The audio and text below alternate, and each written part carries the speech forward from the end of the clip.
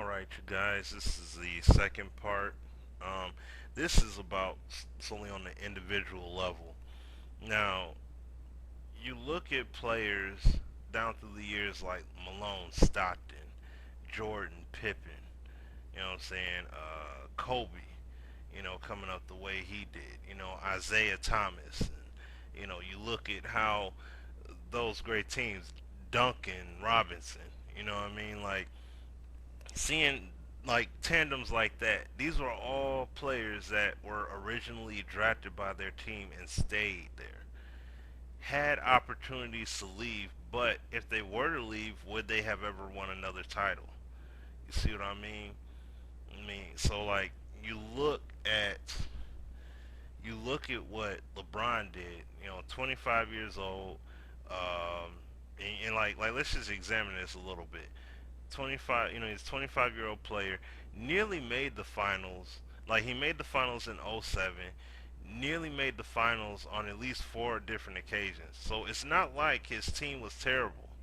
It's not like, for the past two seasons, he's won 60 games. They've won 60 plus games. So therefore, you look at that and it's not like the teams that he had were terrible. He had solid teams. Just that they needed that extra push. Like I said, whether it was a coaching change, which it could have been, saying that's where Byron Scott is there now. It could be the coach, just like how Phil Jackson was with the Bulls along with the Lakers. And also you look at other teams as well. You look at possibly they could make another deal. They could have made another move possibly. You never know. They they could have done like a multi-team deal to get somebody else over there, to get another dominant star player over there to help them get to the finals and win it. You know what I mean? So, but the thing is, this was all encompassed around LeBron, and for him to leave, it's like it's like they feel like, yo, like what's this? What I'm saying? Like, what's the deal with this? So, because if you look at the history, like I said, you look at Jordan, the team that won those first three championships, for the exception of maybe two players on that team, were all draft picks. You see what I'm saying?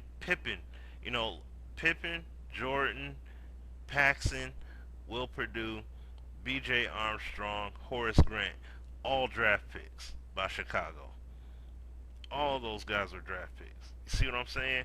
So it wasn't so, and those are all the key components to winning that title. And Jordan was a great player, and Scottie Pippen was a secondary emerging great player on that team. And then they had Phil Jackson, who took over the helm from being an assistant to the head coach and took that team to the next level. You see what I'm saying? So you look at that, just think if Jordan left. And it took him 7 years to get to that point. So just think if Jordan just said, oh, forget it, I'm out of here. You see what I mean? Like, that's the whole point. Even when they made the second run, it was Jordan, Pippen, and then the big move was Tony Kukoc. You know what I'm saying? In terms of a third player, and then everyone else was either a draft choice or a free agent. You know what I'm saying, of some sort. They weren't like the most sought after free agent in all history. You know what I mean? So, but then they were still able to get it done. You know what I'm saying? But once again, like I said, if Jordan just said, "I'm gonna pack my bag and leave Chicago," back then, who knows what would have happened with his basketball legacy? He may have never won any titles. You know what I'm saying? So that's why I'm partially disappointed with the fact that he had left. He could have stayed there, and like I said, there could have been some future moves possibly that would have put that team in the ultimate position to win the championship. Um, you look, and like another great example is the LA Lakers. Drafted Kobe in '96. High school kid, he comes through and he develops. They bring in Shaq, which was the monstrosity of a dominant player. You know what I'm saying? Same thing that Jordan was. You know what I'm saying? He developed into a dominant player in Orlando. He came over as a free agent to LA. Kobe developed and came into his own as a dominant player as well. But the thing is, it took Kobe a long time to truly get that respect as that true legendary great player until he had won that championship on his own, so to speak. You know, him being the main man. LeBron had that same opportunity.